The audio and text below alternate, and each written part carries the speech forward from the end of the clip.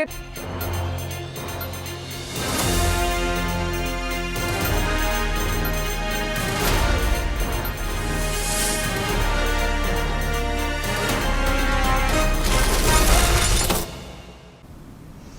नमस्कार, आप देख रहे हैं लाइव इंडिया हर पल का खास कार्यक्रम चुनावी दंगल। मैं हूं आपके साथ रेखा मिश्रा और चुनावी दंगल में आज भी हम आपको जनता की सोच क्या है, जनता के मुद्दे क्या है, जनता जो है वो प्रधानमंत्री नरेंद्र मोदी के कार्यकाल से कितनी खुश है और आने वाले दिनों में 2024 में जनता का मूड क्या है, जनता के मुद्दे क्या है, यही जो है हम जानने की कोशिश करेंगे। अलग अलग जगहों से हमारे तमाम सहयोगी जुड़ेंगे। सत्येंद्र जुड़ेंगे लखनऊ से, वहीं पटना से हमारी सहयोगी आयुषी जुड़ेंगी, नवादा से हमारे सहयोगी संजय हमारे साथ जुड़ेंगे, तो वहीं रांची से हमारी सहयोगी पूजा और नौशाद भी हमारे साथ जुड़ेंगे। सभी से हम एक एक करके बातचीत करेंगे और लेकिन हम सबसे पहले बता दें कि हम सबसे पहले पटना जाएंगे, जहां पर इस वक्त हमारी सहयोगी आयुषी है और आयुषी से हम जानेंगे कि आयुषी इस वक्त आखिर है कहाँ।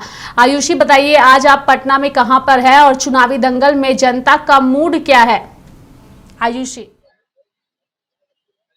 बिल्कुल रेखा, इस वक्त मैं पटना के आवास बोर्ड के पास मौजूद हूँ और जनता का मूड जानने के लिए हम लगातार चुनावी दंगल कर रहे हैं और हम जनता के बीच में भी है। सबसे पहले हम एक चाय वाले हमारे साथ अंकल है, उनसे बात करेंगे। सर, आप यहाँ पे चाय कितने सालों से बेच रहे हैं? हम 3 साल से बेच रहे हैं चाय। अच्छा, तो कितना आप देखे कि विकास हुआ है नरेंद्र मोदी की सरकार में? विकास तो खूब हुआ है। खूब विकास हुआ है। और किस बार वोट करेंगे आप? अब समय आवेगा तो देखल जाएगा किसको देंगे। अब अभी कैसे बोल दें, वोट किसी को देंगे तो कह के थोड़ी देंगे, किसी को तो देनी है। प्रधानमंत्री जो भी थे वो नरेंद्र मोदी जो है, मतलब वो चाय ही बेच रहे हैं, मतलब आपको कहानी भी वो चाय बेचे तो मुख्य उस पे क्या कहेंगे आप? वो प्रधानमंत्री हो गया थोड़ी है, हम मुख्यमंत्री, हम मुख्यमंत्री तो नहीं बनेंगे। नहीं जी, आप तो जनता है, आप लोकसभा चुनाव है, वोट करेंगे ना? हाँ, वो तो हम करबे करेंगे, सपोर्ट बात की नहीं। किसकी सरकार देखना चाहते हैं? वो तो फिर बीजेपी का सरकार आवेगा। बीजेपी का आएगा? हाँ, वो तो सब विकास देखे बीजेपी की सरकार है। तो बीजेपी की सरकार चल रही है ना, तो फिर उन्हीं के सरकार आवेगा। कुछ विकास देखा है आपने? हाँ, सब विकास तो ठीक है, सब चीज में तो विकास हो रहा है। चलिए चलिए, देखिए रेखा चाय वाले से हम करी और उनका कहना विकास होगा और मोदी जी जो है वो आने वाले हैं इस बार वापस से हमारे साथ। और भी कुछ लोग हैं, हम लोग सीधा उनके पास चलेंगे, उनसे बातचीत करेंगे। सर, लोकसभा चुनाव आ गया है और इसमें जी, तो आप लोग वोट नहीं करेंगे?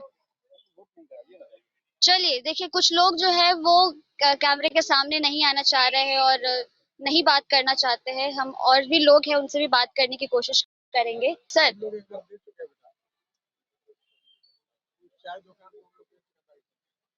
जी जी जी, बिल्कुल। सर, आप बताइए, पीएम मोदी के काम से आप लोग कितने खुश हैं?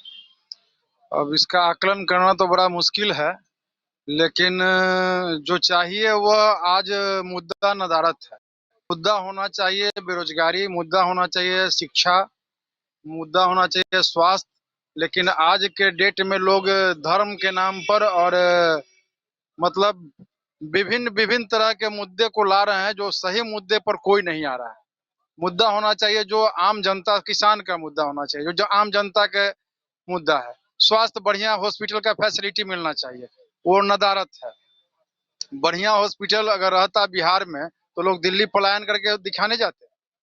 तो इस तरह की बात है और यहाँ केवल लोग राजनीतिक भूमिका बना के असली जो जनता का मुद्दा है, जनता के मुद्दा पर कोई आना नहीं चाह रहा है। क्या है जनता का मुद्दा? जनता का मुद्दा विकास है। जनता का नहीं हुआ है। विकास, अगर विकास केवल बिल्डिंग खड़ा हो जाना विकास नहीं ना है। आप पीएमसीएच में जाइए, क्या स्थिति है जो देख लीजिए। आम आदमी कितना भीड़ लगा हुआ है, डॉक्टर देख नहीं रहा है, डॉक्टर गुणवत्ता वाला डॉक्टर नहीं है। आप देख लीजिए पटना का ट्रैफिक का क्या स्थिति है, कोई देखने वाला स्टेशन से पार करना लगता है कि कारगिल युद्ध में जा रहे हैं। वह स्थिति है, इन सबों पर ध्यान दे। इतने सारे वादे किए प्रधानमंत्री ने अपनी जनसभाओं में और भी वादे वो करने वाली है आगे, आप देख जानते ही होंगे, तो उस पे क्या कहेंगे? अक्सर लोग वादा करके भूल जाते हैं, यह नेताओं की फितरत हो गई है। वादा करते हैं कि हम ये देंगे वो देंगे, लेकिन कोई दे नहीं पाता। कहे ना कि असली मुद्दा जो है आम जनता का मुद्दा, उससे लोग भटक जा रहे हैं। वह मुद्दा पर आए। बढ़िया इंस्टीट्यूशन खोलें, बढ़िया हॉस्पिटल हो जिसमें डॉक्टर से सुसज्जित हो। तो इन सब मुद्दे से हट के लोग मतलब कि अलग हो जाते हैं जनहित के मुद्दे से। किसानों को क्या स्थिति है, आम आदमी जो गरीब आदमी उसको दो जून का रोटी नहीं ढंग से मिल पाता है। सर क्या लगता है सर 400 पार कर लेंगे मोदी जी? अब ये तो जनता बताएगी, हम लोग कैसे भविष्यवाणी कर सकते हैं कितना लाएंगे। जनता जब वोट देगी, जनता है।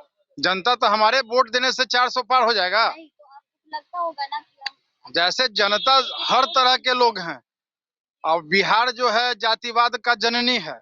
यहाँ जात देख के लोग वोट करते हैं, काम पे वोट नहीं करते हैं। अगर वोट करना हो तो प्रशांत किशोर जैसे व्यक्ति को यहाँ चीफ मिनिस्टर होना चाहिए। चलिए देखिए रेखा, इनका कहना था कि जातिवाद के नाम पर बिहार में जो लोग हैं वो वोट करती है, जनता जो वोट करती है जातिवाद के नाम पर करती है। सर आप बताइए, लोकसभा चुनाव है, क्या लगता है? हमको हटाइए। मोदी जी की सरकार नहीं तो योजनाओं से कितना नहीं, योजना काम भी हुआ है, लेकिन जो काम होना चाहिए वो काम नहीं हुआ है। क्या काम होना चाहिए? जैसे काम विकास में होना चाहिए कि बेरोजगारी दूर होना चाहिए। पीएमसीएच स्थिति बिहार का देख ही रहे कि क्या स्थिति है कि मरीज रोड पर भी बैठने का मतलब कि दिखला नहीं सकता है, पानी नहीं चढ़ सकता है। ये ये सब कह रहे कि विकास नहीं हुआ है। नहीं, विकास कहाँ कर रहे हैं? रोड बना है, पुल बना है, ये सब हुआ है, लेकिन इससे आम जनता को फायदा बहुत ज्यादा नहीं है। बेरोजगारी से दूर थोड़े होगा, हम भूखे रहेंगे और रोड पर घूमेंगे बहुत अच्छा रोड पर। ये सारा विकास थोड़े हुआ है। रोजी रोटी का व्यवस्था होना चाहिए, अच्छे स्वास्थ्य का व्यवस्था होना चाहिए, अच्छे शिक्षा का व्यवस्था होना चाहिए, ये सब होना चाहिए। विकास इसको कहते हैं, ना कि रोड पुल बन गया तो विकास हो गया। तो आपको क्या लग रहा है किसकी सरकार आएगी? सरकार अभी कैसे हम कह सकते हैं कि किसकी सरकार आएगी, तो अभी बहुत समय है। तो इतनी जनसभाएं मोदी जी भी कर रहे हैं, यहाँ तेजस्वी यादव भी इतनी सारी जनसभाएं कर रहे हैं, लेकिन अभी कहना बहुत मुश्किल है। अब उस समय माहौल कैसा रहेगा उसी हिसाब से वोटिंग होगा। लगेगा कि हाँ अबर हो सकता है कि अच्छा काम करें, ये लगेगा कि नहीं अच्छा काम नहीं किया, पर दूसरे सरकार आए। तो माहौल जब चेंज होगा उस समय फिर अथी होगा। चलिए सर आप बताइए, आपको क्या लग रहा है इस बार मोदी जी ने कुछ काम किया है? कितने खुश हैं उनके काम से आप? काम तो करबे के, ऐसा नहीं काम नहीं किया है, लेकिन जो ये लोग बताए ना बेरोजगारी बेरोजगारी बहुत महामारी की तरफ फैल रहा है। इस पर ध्यान देंगे मोदी जी तभी चलेगा, नहीं तो ये खाली कहने से बोलने से नहीं चलेगा। वादे भी बहुत सारे किए मोदी जी ने, क्या लगता है कुछ कुछ वादों पे खड़े उतरे हैं? कुछ तो खरे उतरे हैं, जैसे 370 हुआ, राम मंदिर ये सब बनाए हैं। ऐसा नहीं है कि नहीं काम किया है, लेकिन असल जो हम लोग का जो मुद्दा है कि बाल बच्चा हमारा बेरोजगार घूम रहा है, तो उसका भविष्य नहीं बनेगा तो ये राम मंदिर जब के आदमी क्या करेगा? भोजन तो मिलना नहीं चाहिए, कैसे बेरोजगारी? और महंगाई चरम है, अति मीडियम वर्ग के लोग महंगाई से त्राहिमाम होल है, आप कह रहे हैं कि जो बेरोजगारी है वो चरम सीमा पे है। एकदम चरम से पापा। और महंगाई भी है। और ये बेरोजगारी हटाने के लिए क्या लगता है किसकी सरकार आएगी तो ये बेरोजगारी हटेगी या कम होगी? अब जिसकी भी सरकार बने, लेकिन इस पर ध्यान दे, कहने का मतलब है अब सरकार तो हम अकेले नहीं बना देंगे। अब तो आम जनता जिसको कि विकास आपने देखा है कि इस सरकार ने काम अच्छा किया है। न नीतीश जी भी अच्छे काम किए हैं, मोदी जी भी अच्छे काम किए, ऐसा नहीं काम खराब किया, लेकिन और भी सुधार की जरूरत है। बेरोजगारी पर बहुत ज्यादा देखने की जरूरत है। जब चुनाव आता है तो महंगाई, जब चुनाव आता है तो महंगाई कम हो जाता है। पेट्रोल का दाम, यही मोदी जी कहते थे कि पेट्रोल का दाम कितना बढ़ रहा है, महंगाई पर बहुत बड़े बड़े वादे किए, लेकिन आज आम आदमी जो है उसको खाने के लाला पड़ गया है महंगाई से। गैस के दाम, पेट्रोल के दाम, ये सब दिन पर दिन बढ़ते जा रहा है, इस पर कोई कंट्रोलिंग नहीं है। जहिया क्रूड ऑयल 140, हम लोगों को याद 140 प्रति बैरल डॉलर था, तो उस समय 80 से ज्यादा पेट्रोल नहीं था, और आज तो 100 के अंदर में हर समय रहता है, लेकिन फिर भी पेट्रोल 100 से ऊपर है। इसलिए जो भी सरकार बने आम जनता के हित में काम करे, नहीं तो वैसे सरकार से हम लोगों को कोई फायदा नहीं। गरीबी दूर हो, महंगाई दूर हो, स्वास्थ्य मिले, बढ़िया शिक्षा मिले, इससे बेहतर और क्या हो सकता है? सर आप क्या कहना चाहते हैं, मोदी जी ने कुछ काम किया है वर्षों में? काम विदेश में किए हैं, लेकिन जो हिंदुस्तान में होना चाहिए वो नहीं किया। विदेश में क्या काम किया और हिंदुस्तान में क्या नहीं? विदेश में संबंध सबसे स्थापित किए दूसरे देश से, और हिंदुस्तान में तो ऐसा कोई कार्य नहीं किए हैं। महंगाई और बेरोजगारी से जनता तबाह है। और जैसे कि बेरोजगारी में बोले थे कि 2 करोड़ हर एक साल देंगे नौकरी, लेकिन इन्होंने नहीं दिया। आज 30 लाख केंद्र सरकार में वैकेंसी खाली है, लेकिन बहाली नहीं हुई है। छात्र बेरोजगार है, इस पर सरकार को ध्यान देना चाहिए। वादे बहुत किए, उनकी इतनी सारी योजनाएं हैं, कुछ लाभ हुआ है?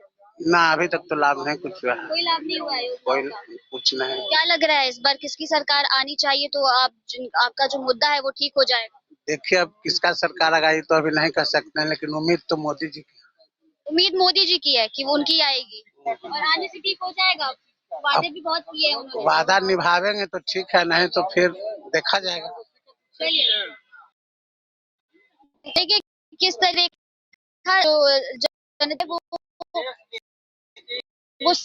जनता का सीधा साफ तौर पर यही कहना था रेखा कि जो मोदी जी है उन्होंने कुछ खास काम नहीं किया है। सरकार जो भी आए वो इनके मुद्दे पर काम करे, यानी कि जो गरीबी है, जो बेरोजगारी है, उस पर काम करे। इनका साफ तौर पर यही कहना था कि जो भी सरकार आए वो बस बेरोजगारी और डेवलपमेंट, विकास, इन सब चीजों पर काम करे तो जनता के लिए अच्छा होगा।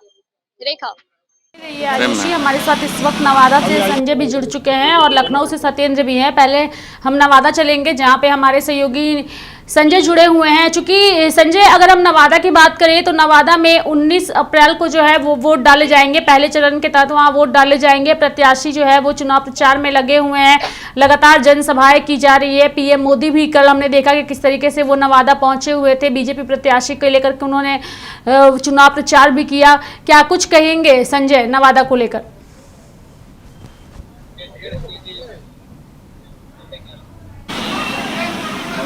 संजय, आवाज आ रही है? देखिए रेखा, इस वक्त नवादा की सियासत पूरी तरीके से गर्म है, मौसम का तापमान भी गर्म है और इस वक्त हम चाय की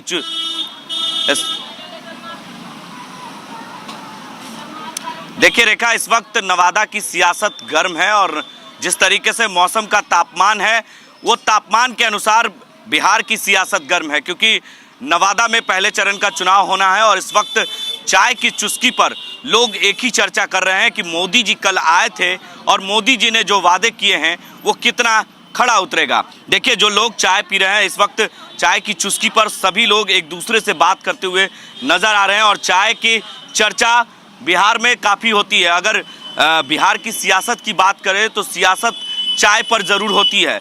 तो इस वक्त जो चाय पीने वाले लोग हैं, नाश्ता करने वाले लोग हैं और शाम का वक्त है और शाम के वक्त जो है लोग एक दूसरे से चर्चा जरूर करते हैं। कल प्रधानमंत्री भी आए थे, इस बार क्या लग रहा है सर, जनता का मूड क्या है, नवादा का मूड क्या है? नवादा का मूड है, नवादा हमेशा 15 साल से ठगा हुआ महसूस कर रहा है। जी जी। हर बार बाहरी नेता आता है, जीत के चला जाता है। यहाँ केंद्रीय विद्यालय चालू हो गया था कन्हा स्कूल में और उसको बाहरी नेता जो है लग भिड़ करके सब इधर तिधर ले चला गया। आज तक भारत के आज़ाद हुए इतने साल हो गए हैं, 73 में जिला बना है और जिला होते हुए भी आज तक एक केंद्रीय विद्यालय नहीं है। यहाँ चीनी मिल रहते हुए भी मोदी जी कल आए, बोले भी कि पूरा जो है हमको नवादा जिला हर बार जिता के भेज रहा है और एक शब्द कुछ बोल के नहीं गए। तो लेकिन वो केवल ठगने का काम कर रहे हैं। 2014 में जब आए थे तो उन्होंने कहा था कि इसी चीनी मिल से हम चाय भी पिएंगे। चीनी मिल से बोले थे चाय पिएंगे और वे बोलते ही रह जाएंगे। वे केवल जुमलेबाज हैं और इस बार जनता बिहार में बकसने नहीं जा रहा है। बिहार में हमें लगता है कि वो 2 डिजिट में पहुंचने नहीं जा रहे हैं। तो देखिए, इस बार जनता उन्हें बकसने वाली नहीं है। तो ऐसे में कुछ और भी लोग हैं और जो नवादा में ही रहते हैं और नवादा का मूड जानने के लिए लाइव इंडिया की टीम नवादा पहुंच चुकी है और पहले चरण के मतदान का मत जानने के लिए ज़रूरी है। क्या लगता है सर, प्रधानमंत्री भी आए थे और नवादा की धरती से उन्होंने हुंकार भी भरी है। हमारा दंगल कार्यक्रम में जनता देख रही है, आपको दर्शक देख रहे हैं। सर, हम नवादा वासी हैं। नवादा हमेशा ठगा महसूस किया है। आज तक हम अपने सांसद को पहचान नहीं पाए हैं। वोट तो दे करके जरूर जिता करके भेजा है नवादा की जनता, लेकिन नवादा की जनता अपने सांसद को पहचान तक नहीं पाता है। तो उनसे काम लेने का बात कहाँ होता है, जिसको हम भेंट नहीं कर सकते, जो हमसे मिल नहीं सकता है।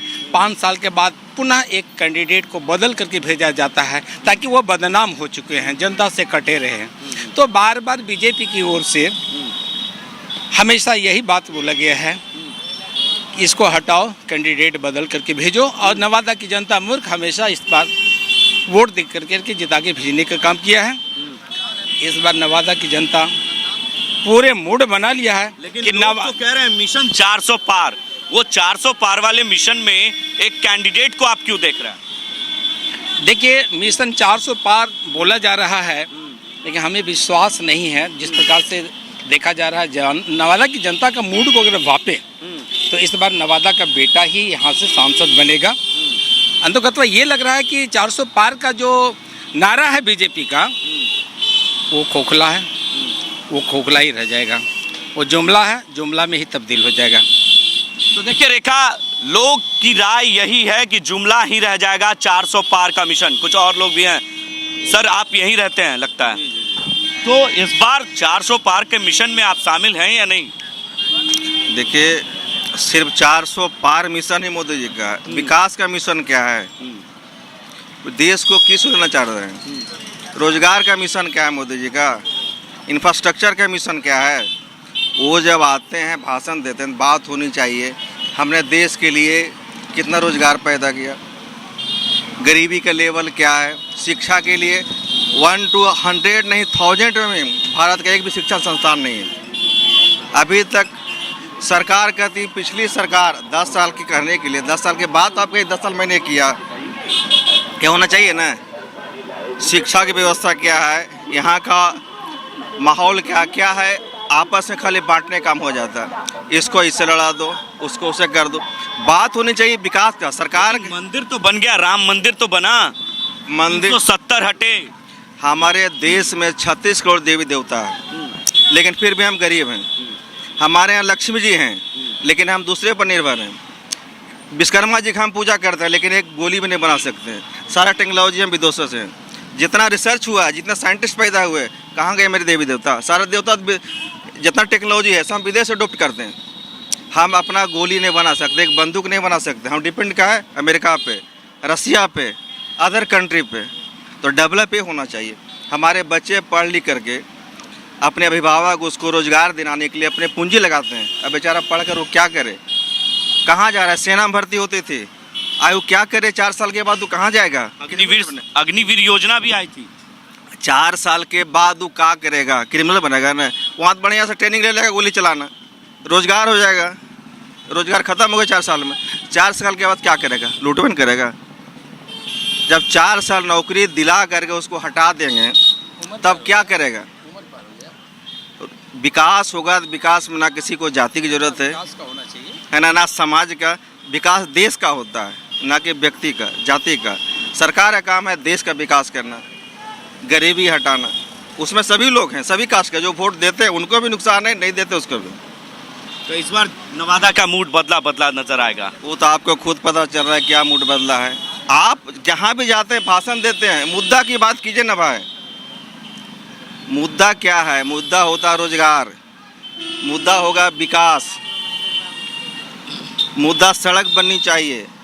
अभी शाहिद बोले हैं, यहाँ जितने भी MP आते हैं वोट यहाँ से लेते हैं, पैसा यहाँ का खाते हैं, अब विकास अपने क्षेत्र का करते हैं।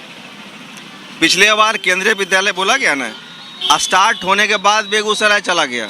उनको जानकारी है कि दोबारा हमको लड़ना ही नहीं है, हम यहाँ काहे को दें। अगर हमारा कोई भी व्यक्ति अगर इस क्षेत्र का रहेगा, उसको लगेगा कि हमको फिर दोबारा फेस करना है तो काम करेगा। और फेस नहीं करना है तो क्या? अगर हमारे जिनके भी सरकार है, जो भी पार्टी है, टिकट देते तो यहीं के कोई खोज के दें। क्या नवादा के धरती में एक लाल पैदा नहीं कर सका है जो MP बन सके? यहीं कर दीजिए किन्हीं को। हम लोग सभी लोग उसको स्वागत करते हैं। देखिए, इस बार जनता का मूड बदला नजर आ रहा है।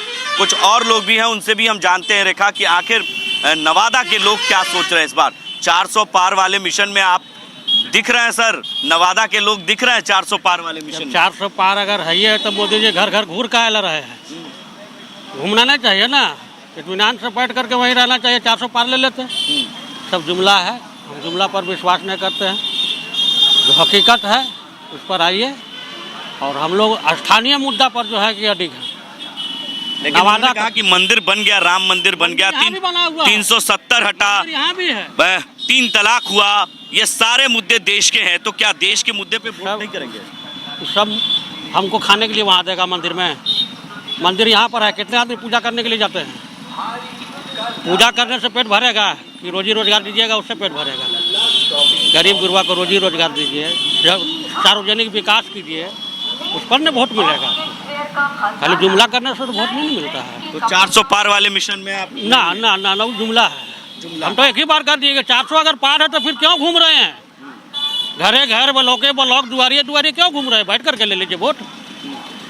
चलिए, युवा हैं कुछ और लोग भी, 400 पार इस बार क्या लगता है? प्रधानमंत्री भी आए थे लेकिन यहाँ का कोई व्यवस्था नहीं हो सका है, बेरोजगारी का कोई हल नहीं हो सका है, पलायन बहुत तेजी से हो रहा है नवादा का, आर्थिक स्थिति कमजोर हो रहा है, चीनी मिल का मुद्दा उठता है लेकिन कोई नेता यहाँ बना के नहीं जाता है दोबारा। कहते कि चीनी का चाय इसी कह सकते हैं कि चीनी मिल से ही पियेंगे, उसी के चाय पत्ते चीनी से चाय पी के जाएंगे मोदी जी। यहाँ व्यवस्था नहीं हो सकता है चीनी मिल का। तो मंदिर बना है, 370 हटा है, अग्निवीर योजना आई है युवाओं के लिए, नौकरियों के लिए। मंदिर बनने से रोजगार और आर्थिक स्थिति नहीं सुधर जाएगा जनता का। मंदिर तो एक धार्मिक जगह है, वो सब आदमी का धार्मिक जगह है, रोजगार एक दूसरा चीज हो गया। तो देखिए, लोगों का मूड बदला नजर आ रहा है। कुछ और लोग भी हैं, उनसे भी हम जानते हैं क्या कहेंगे। सर, प्रधानमंत्री आए थे, 400 पार के मिशन में आप शामिल है प्रधानमंत्री के? और हम ऐसा कुछ बोले ना आपको है, यही रहते हैं आप? यही रहते हैं नवादा में?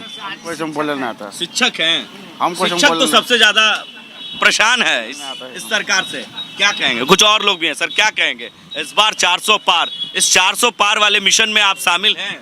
जी, इस बार 400 पार होगा, बिल्कुल होगा। प्रधानमंत्री जी का ये मिशन है और पूरा देशवासियों ने इस पर जोर लगाया है कि उनको 400 पार और 15 साल उनका शासन सौंपा जाएगा। कहा जा रहा है कि 370, अग्निवीर योजना, 3 तलाक, राम मंदिर, ये मुद्दा नवादा में कारगर साबित होगा। सरकार की जितनी भी निर्णय रही है बहुत कठोरतम रही है और कभी अपने निर्णय से फिसली नहीं है। ये सबसे बड़ी है, आज तक के पूरे हिंदुस्तान में आज़ाद भारत का सबसे शक्तिशाली सरकार इसको कहा जा सकता है, क्योंकि आज तक जितना भी निर्णय इन्होंने दिया है उसे पीछे हटने का काम नहीं किया है और ये देशहित का टोटल का निर्णय है। जात धर्म से ऊपर हटकर ये देशहित की बात की करती है, इसलिए 400 पार बिल्कुल जाएगी और 100% जाएगी। तो 100% जाएगी। चलिए, पान की दुकान पे भी हम आ गए हैं और पान की दुकान वाले भैया से जरा राय ले ले कि इस बार मोदी जी आए थे और क्या लगता है इस बार जो कत्था चुना जो लगा के लोगों को खिलाते हैं, प्रधानमंत्री ने भी 400 पार का नारा जो दिया है, उसमें आपकी कितनी भागीदारी होगी? हम मोदी जी से एक ही सवाल कहेंगे कि नवादा में आदमी का कमी था, जो बाहर वाले लोग आकर के हमको घुसपैठ करके और टिकट दे दिए, 5 बार 6 बार जो जीत के गए हैं, क्या नवादा को ठन 5 ठेंगा दिखा के चले गए। तो इस बार 400 पार वाले मिशन में आप नहीं है क्या? नहीं देंगे, नहीं देंगे, एकदम नहीं। क्यों? पिछले बार चंदन सिंह थे, उसके पहले बेगूसराय से ठेंगा दिखा दिया, गिरिराज दाभी आए थे, सभी ठेंगा दिखा दिया, सभी ठेंगा। हाँ, तो आपका भोला सिंह, गिरिराज सिंह, चंदन सिंह, विवेक ठाकुर इस बार आ गए हैं। विवेक ठाकुर से हमको कोई दिक्कत नहीं है, दिक्कत है जो चले गए उससे दिक्कत है। तो मोदी जी से बैर नहीं है, जो सांसद हैं उनसे बैर होगा? कोई प्रति है ये नहीं है, कोई उपलब्धि नहीं दिखा रहा है, कैसे हम वोट दें? हम लोकल आदमी क्यों नहीं चुनेंगे? हम लोकल आदमी को चुनेंगे ना। अब बाहर से आकर खा गया और घर के गावे गीत, ये गावे बोलिएगा? हमारे मोदी जी हैं तो क्या ठीक है, मोदी जी को चुनते हैं, हम गलत नहीं चुनते हैं। मोदी जी को कहते हैं कि सरकार बनेगी उन्हीं के, लेकिन ये जो नवादा के नजदीक जो नवादा का लोकल आदमी था उसको देते हैं। मोदी जी का 400 पार का मिशन है जिसमें 370 है, 3 तलाक है, अग्निवीर योजना है, राम मंदिर, उसी का बनेगा, सरकार बनेगा उसी का। लेकिन मुझे दिक्कत उसी से है जो बाहर से आते हैं और खा के चले जाते हैं और नवादा का लोग ठेंगा दिखा के चले जाते हैं। तो देखिए, ये लोगों की नाराजगी है लोग यही सोच रहे हैं रेखा कि इस बार प्रधानमंत्री आए तो ज़रूर थे, लेकिन उन्होंने कहा था कि चीनी मिल चालू हो जाएगा इस नवादा की धरती से और लोग उसी चीनी मिल का चाय पीने के लिए प्रधानमंत्री दोबारा जब आएंगे तो पिएंगे। तो 14 के बाद वो पहली बार आए थे और पहली बार जब हुंकार वो भर रहे थे तो ना तो उन्होंने चीनी मिल का जिक्र किया और ना ही रोजगार की और ना ही शिक्षा की, बल्कि उन्होंने 370 की बात की और 3 तलाक की बात की, राम मंदिर की बात की और कहा कि राम मंदिर बनने के बाद प्राण प्रतिष्ठा में विपक्ष के लोग, इंडिया गठबंधन के लोगों ने उसका विरोध किया था। जी रेखा, तो जनता की राय दंगल की बात में जनता के मुद्दे क्या है वो हम बताएं। और आप नवादा पहुंचे हुए थे और नवादा में पहले चरण में मतदान है, ऐसे में वहां की जनता के क्या मूड है ये जानना दर्शकों के लिए बेहद ही अहम था। धन्यवाद संजय हमारे साथ जुड़ने के लिए और तमाम जानकारियां देने के लिए। आयुषी आपका भी धन्यवाद हमारे साथ जुड़ने के लिए। हमारे साथ लखनऊ से हमारे सहयोगी सत्येंद्र जुड़ चुके हैं। चूंकि लखनऊ का जो लोकसभा चुनाव है ये भी अपने आप में काफी दिलचस्प है। 80 लोकसभा की सीटें हैं उत्तर प्रदेश में, यानी कि यूपी की अगर हम बात करें तो, और यूपी की सभी सीटें अपने आप में जो है वो महत्वपूर्ण हो जाती हैं। और यूपी का चुनाव इसलिए भी महत्वपूर्ण है क्योंकि यहाँ की लोकसभा की सीटें जो है वो केंद्र की राजनीति जो है वो तय करती है। इसलिए सभी पार्टियां जो है यहाँ की 80 लोकसभा सीटों पर जीत हासिल करने के लिए दमखम जो है वो लगाती है। लखनऊ से हमारे सहयोगी सत्येंद्र हैं। सत्येंद्र बताइए, लखनऊ में आप इस वक्त कहाँ से जुड़े हुए हैं और कई तरह की खबरें जो है वो सोशल मीडिया पर फिलहाल प्रकाशित हो रही है, चाहे वो राहुल गांधी के लिए हो या फिर प्रियंका गांधी वाड्रा के लिए ही क्यों ना हो। खबरें हैं कि अमेठी से राहुल गांधी जो है वो फिर से चुनाव लड़ सकते हैं, इस बार भी चुनाव लड़ेंगे और रायबरेली से सोनिया गांधी की जगह इस बार प्रियंका गांधी जो है वो चुनावी मैदान में होंगी। साथ ही रॉबर्ट वाड्रा का भी जिक्र हो रहा है। सत्येंद्र, क्या कुछ अपडेट्स है, क्या कुछ जानकारियां है और जनता के क्या मूड है? गंज में मौजूद हूं और तमाम जनता जनार्दन इस चुनावी माहौल में अपनी प्रतिक्रिया देने के लिए उतावली है, क्योंकि यही मौका है जब आम चुनाव होता है तो एक आम आदमी को बोलने का मौका मिलता है, बढ़ चढ़कर अपनी बात रखने का मौका मिलता है। सरकार के द्वारा काम किए गए अगर अच्छे काम है तो उनकी सराहना भी करती है और अगर उन कामों से कहीं ना कहीं किसी वर्ग को क्षति पहुंची, हानि हुई है या असंतुष्ट हुए हैं तो उसको लेकर के भी तमाम प्रतिक्रियाएं होती हैं, क्योंकि किसी भी सरकार के कार्यकाल में सभी वर्ग संतुष्ट नहीं हो पाते हैं। और ऐसे तमाम मुद्दों पर जब सरकार नहीं सुनती है या सरकार उन मुद्दों पर गौर नहीं करती है तब जनता जनार्दन पहले तो अपनी बात रखती है और साथ ही साथ अपना मूड भी बताती है और उन्हीं मुद्दों से पता चल जाता है कि आखिर जनता का मूड क्या है, आने वाले चुनाव में मुद्दे क्या हैं, किन मुद्दों पर चुनाव होना है। ऐसी तमाम चीजों पर बात करने के लिए लखनऊ में तमाम लोग मौजूद हैं। मैं दिखाना चाहूंगा कैमरे से।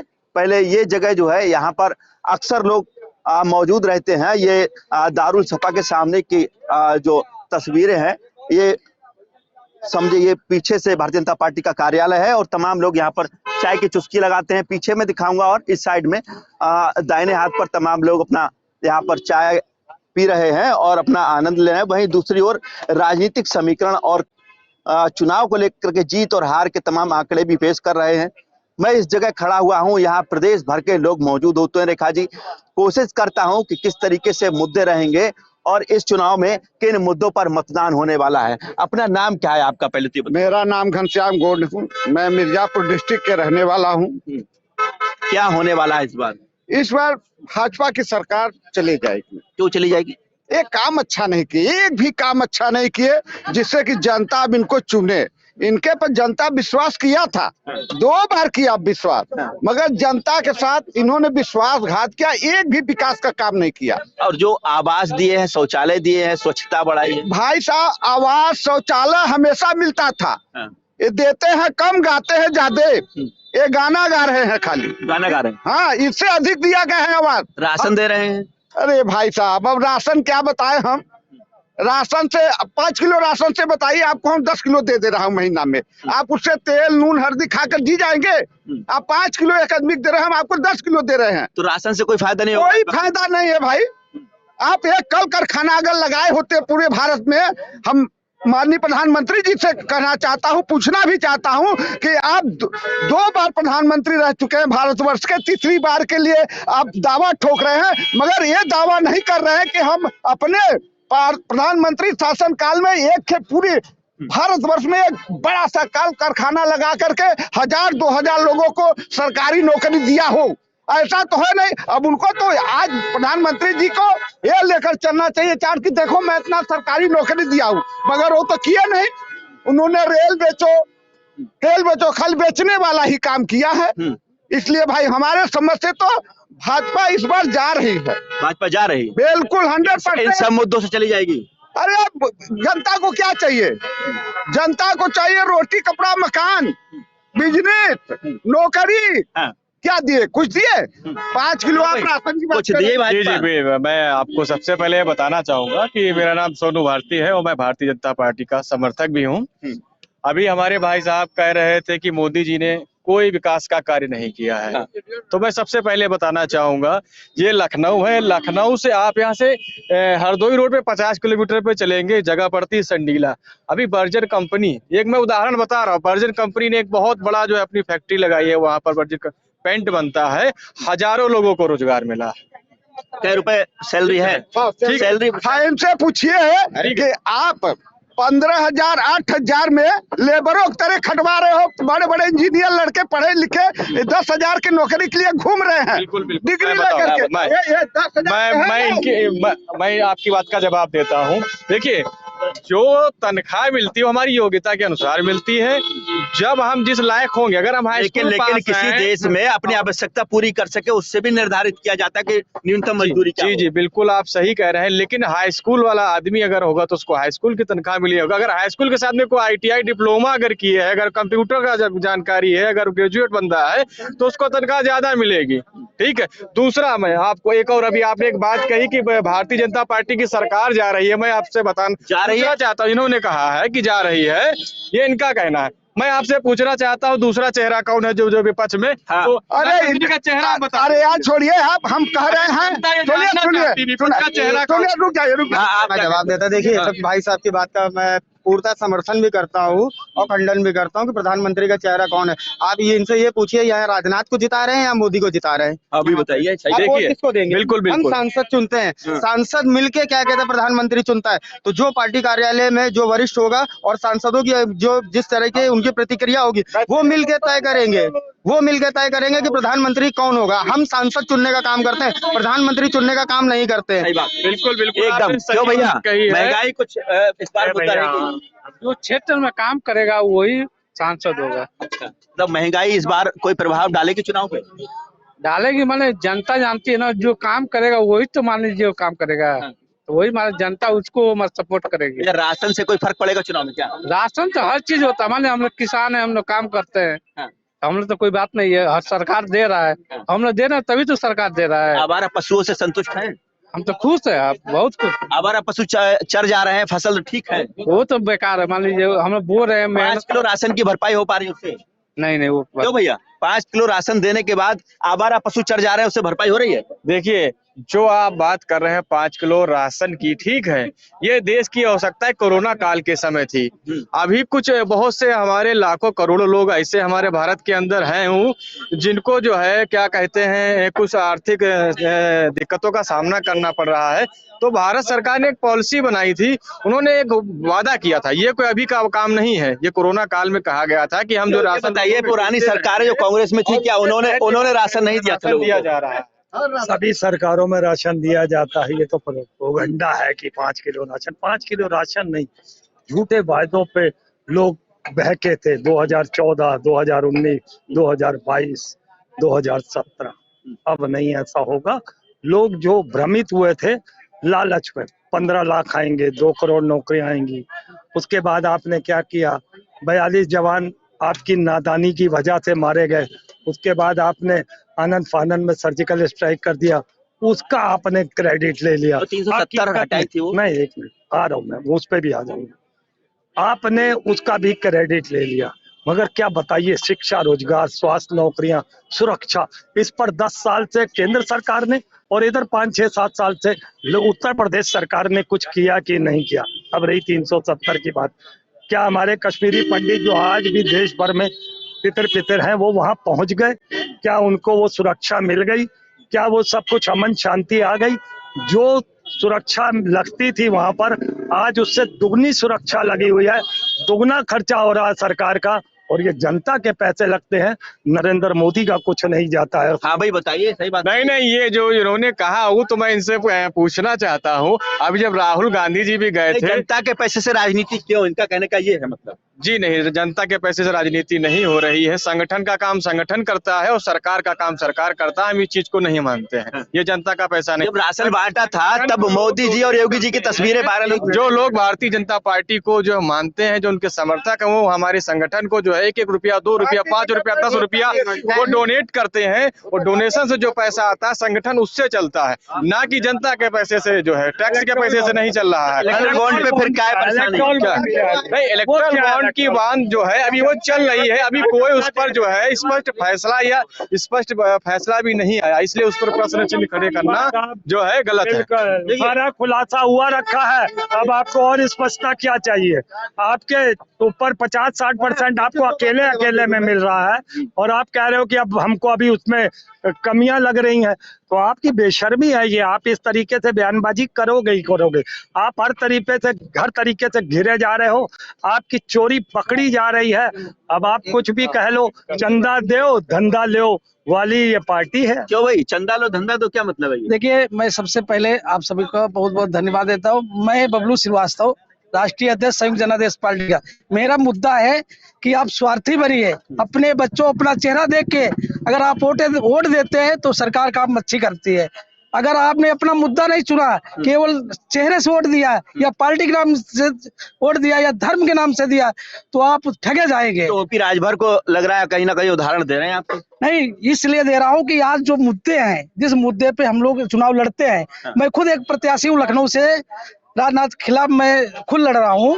मैं कह रहा हूँ कि भाइयों, लखनऊ वासियों से अपील करता हूँ कि आप वो वोट दीजिए, लेकिन स्वार्थी बनिए, अपने बच्चों का चेहरा देख के दीजिए, ताकि आपके अपने मुद्दे हो, आपकी अच्छी स्वास्थ्य सुविधा हो, अच्छी पढ़ाई हो, उस पर मैं काम करने जा रहा हूँ। भैया महंगाई बढ़ी है क्या? बिल्कुल नहीं बढ़ी है, बिल्कुल नहीं बढ़ी है। बच्चों को पढ़ाना आसान हो रहा है? बिल्कुल आसान हो रहा है, और क्या। तो लोग कह रहे हैं कि पढ़ा नहीं पा रहे हैं। देखिए, पहले के प्राथमिक विद्यालय देख लिए, आपके देख लीजिए, पहले एक टीचर आते नहीं थे, 10 बजे के समय होता था, 12 बजे आ रहे, आए, अंगूठा लगाए, चले गए। पहले ये सब कहाँ था? ना टीचर था, ना प्रिंसिपल था, ना एक कुछ सिस्टम ही नहीं था। आज के समय में सिस्टम है, टीचर है। आप प्राथमिक विद्यालय में जाइए, आपको अच्छे से अच्छे टीचर मिलेंगे, क्वालिफिकेशन वाले टीचर मिलेंगे। पहले क्या था? किसी एक पार्षद का लड़का पढ़ता है, एक पार्षद का लड़का पढ़ता है? बिल्कुल पढ़ता है। बताइए ना। सरकारी में बिल्कुल अच्छे से अच्छे सरकारी विद्यालय है। वो एक पार्षद करे, कोई पार्षद हो, प्रतिनिधि हो, प्रधान हो, जो सरकारी स्कूल में पढ़ रहा। बिल्कुल पढ़ते हैं, क्यों नहीं पढ़ते हैं? बहुत जगह पढ़ते हैं, कहाँ नहीं पढ़ते हैं? पूरे प्रदेश में पढ़ते हैं।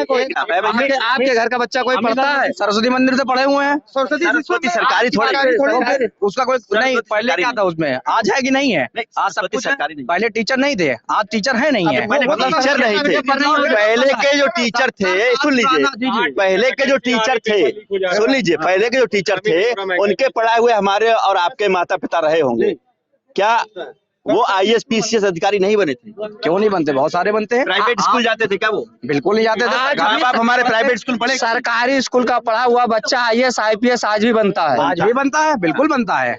लेकिन क्यों नहीं पढ़ाते हैं जो बिजनेसमैन है, पार्षद है, प्रतिनिधि है? सरकारी आदमी क्यों नहीं पढ़ाता? विधायक MP क्यों नहीं पढ़ाता है?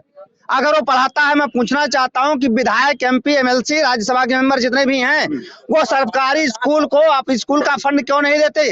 वो प्राइवेट NGO को जो अपनी बीवियों के नाम, अपने बच्चों के नाम, अपने रिश्तेदारों को क्यों देते हैं? इस बात पर क्यों नहीं कोई बात करता है?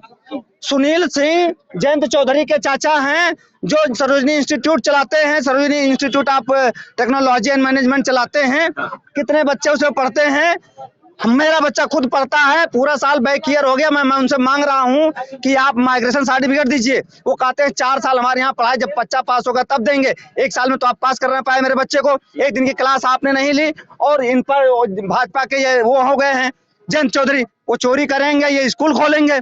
ये है भाजपा के लोग। आइए बात करिए, भाजपा के लोग में बात करें हमसे, जो बात करना चाहते हैं इस तरीके के प्राइवेट वाले। तो उनके खिलाफ कार्रवाई क्यों नहीं होती? हम एप्लीकेशन देते हैं। बच्चों की स्कॉलरशिप पिछले साल की नहीं आई, इसी सरकार की है, नहीं आई। इन्होंने कहा 60% से नीचे वालों को हम स्कॉलरशिप नहीं देंगे। जब 60% से नीचे वालों को स्कॉलरशिप नहीं देना था, तो आपने फॉर्म भरवाया क्यों उस बच्चे का? आपने सॉफ्टवेयर में क्यों नहीं व्यवस्था करी ऐसी? मैं पूछना चाह रहा हूँ 60% से नीचे का जो बच्चा है वो गरीब मजदूर किसान का बच्चा होता है, जो सरकारी स्कूल में पढ़ता है, खेती भी करता है, मजदूरी करता है, समय निकाल के फिर पढ़ाई करता है, उसको 60% से कम नंबर आते हैं तो उसको स्कॉलरशिप की जरूरत है? या जिसके पास 1200 रुपए सरकार देती है एक बच्चे पर पढ़ने के लिए, एक्स्ट्रा देती है, 2 बच्चों पर 2400 रुपए देती है, उसको स्कॉलरशिप की जरूरत है? वो बच्चा 100% नंबर लाएगा, उसको स्कॉलरशिप की जरूरत है? प्राइवेट शिक्षा जो है कहीं ना कहीं एक व्यापार हो गई है एक चंद लोगों के बीच। चंद लोगों के बीच नहीं, ये नेताओं के जितने वो नेता हैं बड़े, उन्हीं लोगों के एनजीओ, उन्हीं लोगों के स्कूल हैं, उनको मैनेजमेंट करने के लिए व्यापारी पकड़े जाते हैं कि आप करिए। आपको बता दूं, आज आप गुजरात में चले जाइए, गुजरात में वहां का व्यापारी इनकम टैक्स डिपार्टमेंट को पैसा देता है अधिकारियों को और कहता है साहब हमारे यहाँ सर्च कर लीजिए। ये स्थिति है वहाँ की। तो भैया बताइए, आप तो भाजपा का पक्ष नहीं, जो ये बात कह रहे हैं भाई साहब, उनका ये तो कहना सही है किसी पार्षद प्रतिनिधि का, प्रधान का, सरकारी अध्यापक का या फिर IAS अधिकारी का, नेता का बच्चा स्कूल में एनजीओ को पैसा देते हैं अपने निधि से, वो सरकारी स्कूल में क्यों नहीं निधि से मनवाते हैं सारी चीजें? आपकी नजर में भारत के अंदर जो अभी जो चुनाव चल रहा है, कौन सा जो ऐसा जो राजनेता है जो मोदी जी के सामने खड़ा है मजबूती से? वो चेहरा वो बता दीजिए पहले आप। सब सवाल का जवाब यहाँ पर घर चलाता होगा, मेरा नहीं चलाता भाई साहब। मुद्दा है महंगाई, मुद्दा है देखिए महंगाई, महंगाई। मोदी के अलावा कौन विकल्प है भारतीय जनता पार्टी में नेता का? मैं यही तो उत्तर प्रदेश में मैं पूछना चाह रहा हूँ कौन सा चेहरा है प्रधानमंत्री जी के सामने? भाजपा के पास मोदी के अलावा कौन चेहरा है? भारतीय जनता पार्टी क्या बताइए ना। इंडिया गठबंधन के अलावा इंडिया गठबंधन में प्रधानमंत्री का उसको छोड़ो आप बात, किसी को भी अगर प्रधानमंत्री बन जाएगा तो हमको विश्वास है कि वो देश नहीं बेचेगा, नव युवाओं को नौकरी देगा, महंगाई कम करेगा। कोई भी चेहरा अगर प्रधानमंत्री अब गुजरात छोड़ करके यहाँ का बन गया इंडिया गठबंधन में, तो क्योंकि आज के युग में खाली गुजराती देश बेच रहे हैं, गुजराती देश बेच रहे हैं, नौकरी काट गए हैं नवयुवा का, बच्चे तड़प रहे हैं, 10 साल से ओवररेज हो रहे हैं, महंगाई चरम पे पहुंचा दिए। अब कहते हैं दाल और चना, गेहूं, चावल 400 पार करेंगे, 2024 में आ जाएंगे। सांड क्या करेंगे? आसान नहीं। आप इस बात पर आइए कि भारतीय जनता पार्टी में नरेंद्र मोदी और JP नड्डा को छोड़ के कोई अध्यक्ष प्रधानमंत्री लायक है? उत्तर प्रदेश के इतने नेता हैं, क्या 2017 और 2022 में उत्तर प्रदेश के किसी भाजपाई को ये क्यों नहीं बनाया मुख्यमंत्री? क्यों उधर का मुख्यमंत्री जो भाजपा का प्राथमिक सदस्य नहीं था उसको मुख्यमंत्री बनाया? ये इनको बताना चाहिए। ये वकील साहब हैं, आज इनको फीस नहीं मिली है, आज इनका माइंड सही काम नहीं कर रहा है। जो इंसान भारतीय जनता पार्टी से पांच बार का सांसद है, उनको यही नहीं पता है, इनको सदस्य नहीं है। या कह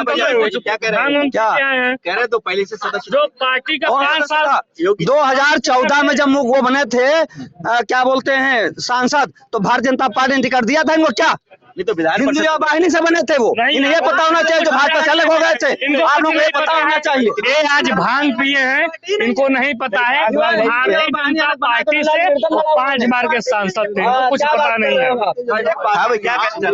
मीडिया पे जाइए तभी चेक करिए। देखिए इन लोगों का काम है मुद्दे से भटकना, ठीक है। आपने क्या है, आपने तो सवाल पूछा कि बच्चे कौन से बच्चे स्कूल में पढ़ते हैं, इनसे एक क्या कहते हैं 10 साल में एक सेंट्रल स्कूल का नाम पूछ लीजिए जो भारत सरकार ने खोला हो पूरे भारत में, एक स्कूल का नाम पूछ लीजिए, सेंट्रल स्कूल का नाम पूछ लीजिए, एक भी विद्यालय का नाम नहीं मालूम होगा इन्हें। बता दीजिए भैया, तो बताइए, पूछिए, बताइए भैया। आगे केंद्रीय विद्यालय नहीं, यूपी में नहीं खुला है, ठीक है, लेकिन भारत जगह का नाम बताइए जहाँ खुला। भारत में अभी बिहार में एकलव्य कॉलेज जो सेंट्रल का खुला है, हर मंडल में खोला गया है। केंद्रीय विद्यालय केंद्रीय सेंट्रल गवर्नमेंट का है वो। आप लखनऊ में कहाँ एकलव्य कॉलेज हमें बता दीजिए। मंडल में एक मंडल तो लखनऊ है ना। तो सीतापुर अरे तो भैया 5 जिले में एक स्कूल बनाओगे, पढ़ेंगे कितने लोग उसमें भैया, कितनी सीट। लेकिन हाँ सुनिए, जो केंद्र विद्यालय है उसका नाम जरूर बदल गया, सिर्फ पीएम केंद्र विद्यालय कर दिया उसको, सिर्फ नाम बदला है। बाकी इनको मालूम है कि ना पढ़ेगा इंडिया ना बढ़ेगा इंडिया, क्योंकि जब पढ़ेगा तो सवाल पूछेगा, सवाल से ये भागने वाली पार्टी है। आज तक एक प्रेस कॉन्फ्रेंस नहीं की, एक साल में एक बार दायित्व बनता है प्रधानमंत्री का कि प्रेस कॉन्फ्रेंस करके जनता के सवाल का जवाब दें। अभी गुजरात में प्रधानमंत्री जी 4 बार के मुख्यमंत्री थे, उन्होंने अभी एक स्कूल उनको दिखाना था बच्चों के लिए, कार्डबोर्ड का स्कूल दिखाया था। ये गुजरात मॉडल था। भैया से पूछिए, उस पर कुछ कहना चाहेंगे? रैन बसेरों में तो प्राइवेट वालों का दिखाया जाता है भैया, हर जिले हर मंडल स्तर पे ठीक है, कोचिंग का प्रावधान है और स्कूलों का प्रावधान है। और नहीं मैं आपको ऐसे नहीं बात होती है, मैं बोल रहा हूँ, मेरी बात सुनिए आप सुनिए, ठीक है। समाज कल्याण विभाग के द्वारा जो है एक योजना चलाई जा रही है, ठीक है, उसमें आप हर मंडल स्तर पर कोचिंग की व्यवस्था, स्कूल की, और यहाँ तक ऑनलाइन पढ़ाई की भी व्यवस्था है। उसमें IAS, IPS, PCS में कोई भी जो है आप प्रतियोगी अगर परीक्षा आपको तैयारी करनी है, आप ऑनलाइन जाइए या समाज कल्याण विभाग से IAS की कोचिंग खोली गई है, समाज कल्याण विभाग के द्वारा ये जो है मुस्लिम सभी के लिए नहीं है। मोदी की करनी कथनी लीक हो गई, जैसे पेपर लीक हुआ वैसे मोदी करनी कथनी सब लीक हो गया। पेपर लीक हो गया। अटल आवासीय विद्यालय हाँ, तो फिर बदलाव क्या हुआ यार, जब हमेशा होता है भाई? भैया मुद्दा महंगाई और बेरोजगारी है। नहीं, ये कह रहे हैं पेपर लीक हमेशा होता है, तो फिर बदला क्या है? ये कह रहे हैं, ये बताइए क्यों भाई, बताओ। पेपर लीक होता है, ऐसा नहीं है, तो फिर बदला क्या है? अखिलेश यादव सरकार में नहीं हुआ था क्या? बदला कौन सा पेपर लीक हुआ था? कौन सा पेपर लीक हुआ था? पेपर लीक होता है, एक का नाम बताइए, कौन सा पेपर लीक हुआ था? ये भैया हर पेपर लीक होता है। UPSC का कौन सा पेपर लीक? के समय में कोई पेपर लीक हुआ था? मायावती के समय में कोई पेपर लीक होता? 2015 में उत्तर प्रदेश पुलिस की भर्ती हुई थी और जनवरी का मौसम था। जनवरी में जो है समाजवादी पार्टी की सरकार में ट्रक पलटा था और न जाने कितने बच्चे दोबारा पेपर दिए थे। आप इस बात को ना मानिए, जानकारी के लिए। मायावती समाजवादी पार्टी और बसपा पार्टी में जब भी नौकरियां निकलती थी वहाँ नौकरियां बिकती थी, यहाँ नौकरियां जो पढ़ने वाले लड़के हैं वो पाते हैं। बस यही ये लोगों को दिक्कत है। ये सरकार लीक हो गई। पढ़ने वाले तो बच्चे हैं, उनको नौकरी मिलेगी। ये नौकरियां किसे मिलती हैं? आप जाइए सारे सरकारी नौकरियों में जाए, जो रिटायर हो रहे हैं उनको जो है भर्ती किया जा रहा 30,000 रुपए पर। पूछा गया RTI में, मैंने पूछा, उन्होंने कहा इसलिए कर रहे हैं कि वो अनुभवी हैं। अरे जब नई युवा पीढ़ी को आप बनने तो अनुभव कैसे प्राप्त होगा उसे? तो नौकरियां बिकेंगी तो पेपर लीक होने का कोई सवाल ही नहीं है। अभी क्यों हो जाते हैं? अभी क्यों हो जाते हैं? कैंसिल नहीं हो गए। केंद्र में कितनी नौकरी मिली? वाला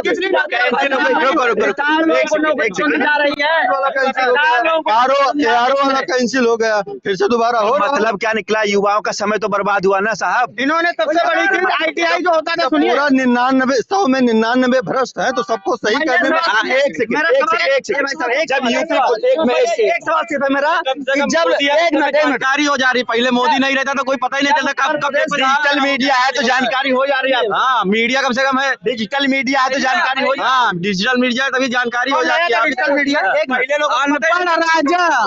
अनपढ़ राजा है, बच्चों को 4 साल की नौकरी दे रहे हैं, अपना बुढ़े हैं 90 साल के, कह रहे हैं हमको 15 साल चाहिए। कहाँ का राजा है बताओ हमको? अनपढ़ राजा। इजराइल में प्रत्येक व्यक्ति का मिलिट्री में ट्रेनिंग लेना आवश्यक होता है। उसी तर्ज पे यहाँ भी हो रहा है कि हर आदमी अपनी सुरक्षा कर सके और हर आदमी को रोजगार कोई इजराइल में तो खुद वहाँ के जो ट्रेनिंग है, वहाँ के ट्रेनिंग रूट नहीं लिया जाता, वो यहाँ कंपल्सरी स्कूलों में दिया जाता है। प्रत्येक व्यक्ति को कोई भी सरकार नौकरी नहीं दे सकती है। अरे भाई, सैनिक स्कूल को अब RSS चलाएगी तो सोचिए क्या ट्रेनिंग होगी। सैनिक स्कूल को RSS संचालन कर रही है। 3 साल की योजनाएं क्यों लाई गई हैं? इसमें RSS और भाजपा माइंडेड के बच्चे वहाँ ट्रेनिंग पाएंगे और 4 साल में उनके पास 30-31 लाख रुपया हो जाएगा, बाहर आकर के आतंकवादी बनेंगे वो बच्चे। ये ट्रेनिंग जा रही है कि हमारी सेना हम कब्जा कर लें। RSS और भाजपा के माइंडेड लोगों को किया जाएगा वहाँ पर। आप सरकारी स्कूलों में चले, अरे यार सुनो, यूनिवर्सिटी में चले जाइए, आप अगर नंबर नहीं है 100% आपको नहीं मिलेगा। भारतीय जनता पार्टी का आदमी भारतीय जनता पार्टी के लिए अगर करेगा, आरएसएस का आदमी आरएसएस के लिए करेगा, तो 33% पर उसका एडमिशन हो रहा है। तो कुछ तस्वीर बदली है भैया, तस्वीर बदली है कुछ यहाँ। किस चीज की तस्वीर भाई साहब? देश की कुछ तस्वीर बदलती दिखी है पहले? हमको तो तस्वीर बदलती नहीं दिखी, और महंगाई भ्रष्टाचार और बढ़ गया है, गरीबी आ गई, हर चीज महंगा हो गया, तेल महंगा हो गया, आटा चावल हर दाल हर चीज महंगी हो गई है।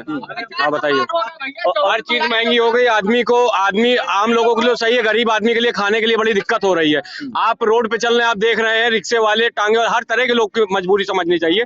सरकार का मतलब ये होता है कि आज सरकार बनी तो सबको देख के चले, ना कि किसी आदमी 5% लोग को लेके चले और किसी को ना लेके चले। ये सब मुद्दे रहेंगे चुनाव में? बिल्कुल मुद्दा रहेगा भाई साहब। ये बताओ हमको, आज मंडी का क्या रेट है? संतरा क्या रेट बिक रहा है मंडी में, आप सोच लो। तेल क्या, कड़वा तेल क्या रेट बिक रहा है आप ये बताइए। सरसों तो सस्ती हो गई है। हाँ, तो भी तेल क्या रेट बिक रहा है? आप 1 किलो तेल कड़वा सरसों का तेल कितने का लेती है ये बताइए। देखो ना, बताइए क्या रेट चल के, हर जगह अलग अलग रेट है, समझ रहे हैं? क्या रेट लेके आ रहे हैं? सरसों का रेट कम कर दिया गया और तेल का बढ़ गया। ये तो भैया जी, तेल का रेट बढ़ गया है, आप सही कह रहे हैं। वो पैकिंग होके आ रहा है, पैकिंग होके आ रहा है, आप सही कह रहे हैं, है ना? हाँ, ये कम सरसों सस्ती हो रही है। सर एक चीज मैं बस ये कहना चाहूंगा, इस सरकार ने एक काम किया है, इनलीगल काम को लीगल तरीके से कैसे करना है वो इस सरकार ने बहुत अच्छे तरीके से किया हुआ है। जैसे कि भ्रष्टाचार 10 साल सरकार चलाने के बाद हमने ये सुना था विपक्ष भ्रष्टाचार की बात करता था, लेकिन आज प्रधानमंत्री 10 साल सत्ता चलाने के बाद आज भ्रष्टाचार की बात कर रहे हैं, और सारे विपक्ष के भ्रष्टाचारियों को अपने साथ में रखने के बाद यहाँ पे भ्रष्टाचार मुक्त की बात कर रहे हैं। और आपने देखा कि यहाँ पे पुलवामा से पहले पाकिस्तान से इलेक्टोरल बॉन्ड लिया गया, जिन दवाइयों के सैंपल फेल हो गए उन दवाई कंपनियों से इलेक्टोरल बॉन्ड पे पैसा लिया गया, शराब व्यापार के शराब घोटाले के नाम पे केजरीवाल को ठूस दिया गया, जबकि 60 करोड़ रुपए भारतीय जनता पार्टी ने इलेक्टोरल बॉन्ड पे नाम पे लिया। ये जो है सरकार ने बस इतना किया है कि इनलीगल काम को लीगल तरीके से हम कैसे कर ले, ये बहुत बढ़िया तरीके से किया। तो रेखा जी, लखनऊ की ये तस्वीर थी। लखनऊ में तमाम लोगों के अपने मुद्दे थे और उन्हीं सारे मुद्दों पर यहाँ तमाम लोगों ने अपना मूड रखा है, अपनी बात रखी है। यहाँ स्वास्थ्य, शिक्षा और महंगाई, बेरोजगारी सहित तमाम मुद्दों पर पूरे प्रदेश भर के लोग यहाँ एकत्रित होते हैं और इन्होंने अपनी बात रखी है। ऐसे में आने वाले तमाम जो दावे और वादे हो रहे हैं, कहीं ना कहीं उन पर भी एक तरीके से चैलेंज है और तमाम चीजें अगर नहीं होती हैं तो ये जनता अपना मूड साबित करके छोड़ सकती है। धन्यवाद सत्येंद्र हमारे साथ चुनावी दंगल में जुड़ने के लिए और लखनऊ की जनता का मूड जो है वो बताने के लिए। तो चुनावी दंगल में हमारी यही कोशिश होती है कि हम आपको हर दिन चुनावी दंगल में जनता का क्या मूड है अलग अलग जगहों से बताएं और लोकसभा चुनाव को लेकर के कौन सी पार्टी जो है वो किस तरीके से प्रचार प्रसार में जुड़ी हुई है ये भी हम बताएं। तो मेरे साथ फिलहाल चुनावी दंगल में इतना ही। कल हम एक बार फिर आपके पास 5 बजे हाजिर होंगे चुनावी दंगल के साथ। नमस्कार।